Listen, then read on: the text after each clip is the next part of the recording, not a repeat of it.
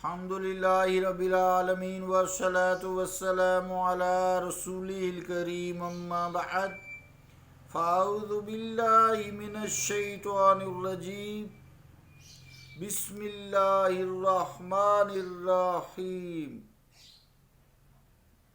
ان النفس لامارۃ بالسوء صدق اللہ العظیم۔ واجب الاحترام سامعین، السلام علیکم ورحمۃ اللہ وبرکاتہ۔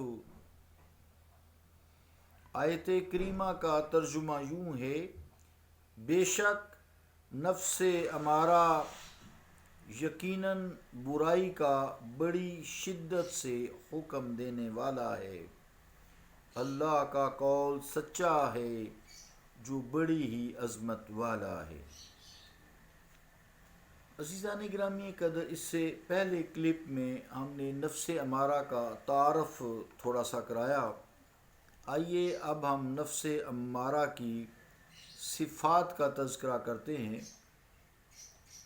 نفس امارہ کی جو صفات ہیں، اس میں بخل آتا ہے، کنجوسی، بخیلی، کہ انسان جس میں یہ نفس ایکٹیو ہوتا ہے وہ کنجوس ہوتا ہے، بخیل ہوتا ہے، لالچی ہوتا ہے، ہرسی ہوتا ہے، اس میں ہرس، لالچ، طمع بہت ہوتی ہے۔ پھر بدی کی طرف اس کا ذہن رہتا ہے، بدیاں کرنے پر یہ اکساتا ہے، برائی کراتا ہے۔ شہوات پرستی، نفس کی خواہشات اس سے بڑھ جاتی ہیں۔ انسان جس میں نفس امارہ متحرک ہوتا ہے، بے وقوفیاں کرتا پھرتا ہے، اس کی صفت بے وقوفی بھی ہے، بے وقوفی اس کی صفت ہے۔ پھر انسان بغض رکھتا ہے دوسروں کے بارے میں، کینہ رکھتا ہے، حسد رکھتا ہے، دوسروں سے حسد کرتا ہے، حسد و عناد اس میں کوٹ کوٹ کر بھرا ہوتا ہے۔ بے شک اس کے پاس جتنی مرضی تعلیم ہو، جس کا نفس امارہ ایکٹیو ہوتا ہے، چاہے دینی تعلیم ہو چاہے دنیاوی تعلیم ہو، اس میں جہالت اور غفلت انتہا کی ہوتی ہے۔ سست انسان ہوتا ہے، نفس امارہ کا حامل انسان کاہل ہوتا ہے، غصہ سے بھرا بھرا رہتا ہے، غصہ میں رہتا ہے، غیظ و غضب اس کی صفت ہوتی ہے۔ پھر وہ غیبت کرتا پھرتا ہے، ایک دوسرے کی چغلی لگاتا رہتا ہے۔ دیکھیے کتنی برائیاں ہیں، عیب جوئی کرتا ہے، وغیرہ وغیرہ۔ مراد یہ کہ جتنی برائیاں جن سے اللہ کے رسول، اللہ تعالیٰ اور اللہ تعالیٰ کے رسول نے منع فرمایا ہے، وہ کرتا ہے، اور جن کاموں کی طرف کام کرنے کا حکم دیا ہے اس سے وہ رکا رہتا ہے، چونکہ شیطانی جو نفس ہے، تو اس طرح اس میں برائیاں ہر قسم کی کوٹ کوٹ کر بھری ہوتی ہیں۔ جیسا کہ نبی مکرم صلی اللہ علیہ وآلہ وسلم قرآن مجید کی آیت ہے، فرمایا ہے کہ وَمَا آتَاكُمُ الرَّسُولُ فَخُذُوهُ، جو کچھ تمہیں رسول کریم صلی اللہ علیہ وآلہ وسلم عطا فرمائیں اسے پس مضبوطی سے پکڑ لو، مراد گامزن ہو جاؤ اس پر۔ وَمَا نَهَاكُمْ عَنْهُ فَانْتَهُوا، جس چیز سے تمہیں وہ منع کریں اس سے تم باز آ جاؤ۔ یہ شخص جس میں نفس امارہ ہوتا ہے، یہ اللہ تعالیٰ کے رسول کی، اللہ اور اللہ کے رسول کی نافرمان ہوتا ہے، اس آیت کے خلاف کام کرتا ہے۔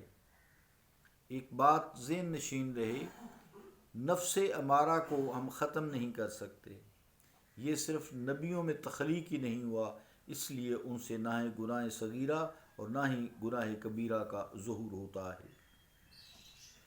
تو عزیزان گرامی قدر، یہ جتنی صفات میں نے آپ کو گنوائی ہیں، بے شمار لسٹ ہے، جتنی برائیاں ہیں وہ اس ضمن میں آتا ہے نفس امارہ کا حامل انسان۔ اگر کوئی ایک صفت بھی پائی جائے تو وہ نفس امارہ پر دلالت کرتا ہے کہ ابھی اس کا نفس امارہ مدہوش ہے، پوری طرح کل نہیں ہوا، نہ ہو سکتا ہے، انسان ہے نا، انسان ہے۔ تو قرآن مجید نے بطور نمونہ بھی نفس امارہ کی جو آیات ہیں اس کے متعلق فرمایا ہے، اس کی صفات کا ذکر فرمایا ہے، جیسا کہ ارشاد باری تعالیٰ ہے کہ افکلما جاءکم رسول بما لا تہوی انفسکم استکبرتم، سورہ بقرہ۔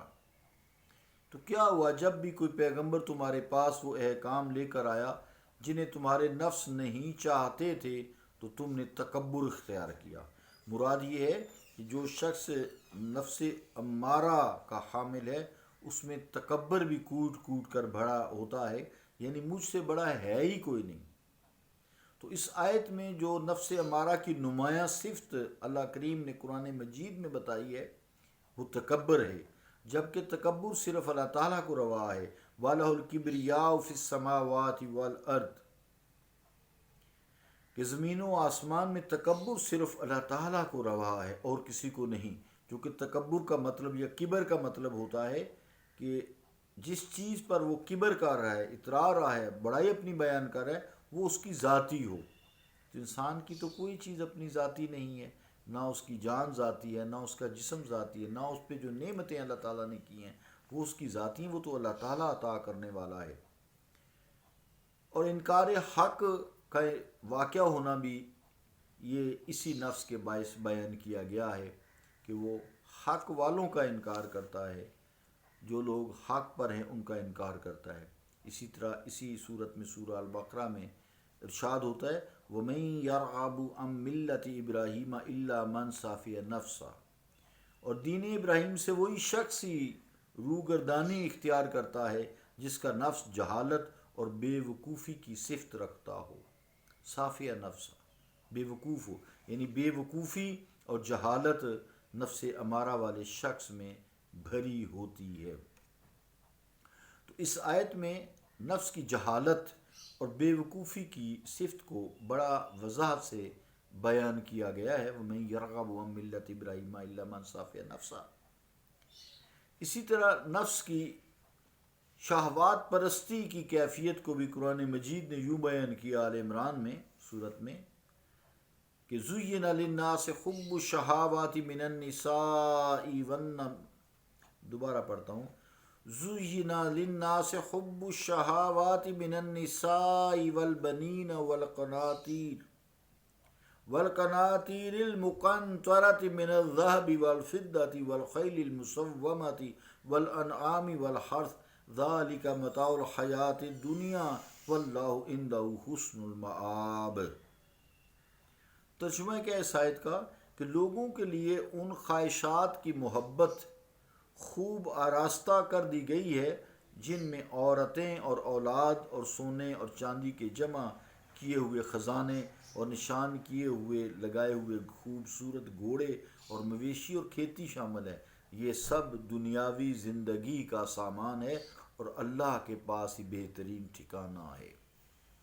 تو اس نفس میں انسان کا لالچ حرص بیان کیا گیا ہے، دنیا کی چیزوں سے محبت بیان کی گئی ہے۔ تو سو معلوم ہوا یہ نفس کی جتنی بھی برائیاں ہیں یہ نفس امارہ کے اکسانے پر ہوتی ہیں۔ اب آئیے نفس امارہ کی خواب میں مثالی صورتیں کیا ہیں اس کا تذکرہ کرتے ہیں۔ صلی اللہ تعالیٰ علی رسول خیر خلقہ محمد وعلی آلہ واصحابہ اجمعین برحمتک یا رحمن۔